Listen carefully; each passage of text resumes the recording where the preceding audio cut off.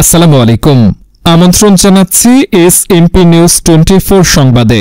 আপনাদের সঙ্গে আছি আমি নাসির উদ্দিন শিকদার। তেকানির কৃতি সন্তান হাবিবুর রহমান মুসারু এর চাচাতো ভাই এফাজ মণ্ডলের কুলখানি অনুষ্ঠিত।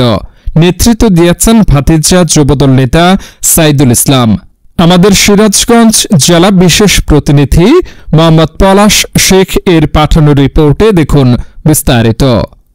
সিরাজগঞ্জের কাজীপুর উপজেলার মনসুরনগর ইউনিয়নে 19 জুন বৃহস্পতিবার 2025 ইং ধর্মীয় ভাবগাম্ভীর্যের মধ্য দিয়ে অনুষ্ঠিত হল তেকানি ইউনিয়নের কৃতি সন্তান হাবিবুর রহমান মুসারু এর চাচাতো ভাই মরহুম এফাজ উদ্দিন মণ্ডলের কুলখানি।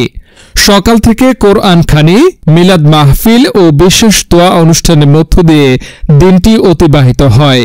অনুষ্ঠানে নেতৃত্ব দেন মরহুমের ভাতিজা এবং তেকানি ইউনিয়ন যুবদলের সিনিয়র সহসভাপতি সাইদুল ইসলাম, যিনি পারিবারিক ও সামাজিক পরিমণ্ডলে অত্যন্ত পরিচিত ও সক্রিয় একজন রাজনৈতিক কর্মী।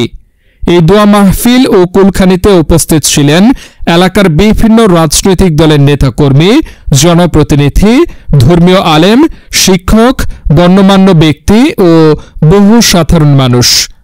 মরহুমের আত্মার মাগফিরাত কামনা করে মোনাজাত পরিচালনা করেন স্থানীয় মসজিদের ইমাম সাহেব। পরবর্তীতে উপস্থিত সকলের মাঝে তবারক বিতরণ করা হয়। সাইদুল ইসলাম আবেগ ভরা কণ্ঠে বলেন, আমার চাচা ছিলেন একজন সদালাপী, পরোপকারী মানুষ। তার বিদেহী আত্মার শান্তি কামনায় আমরা আজ বংশের লোক একত্র হয়েছি। মহান আল্লাহ যেন তাকে জান্নাতুল ফেরদাউস দান করেন, এই দোয়াই করছি। মরহুম এফাজ মণ্ডল তার কর্মময় জীবনে পরিবার, সমাজ ও এলাকার প্রতি ছিলেন নিবেদিত প্রাণ।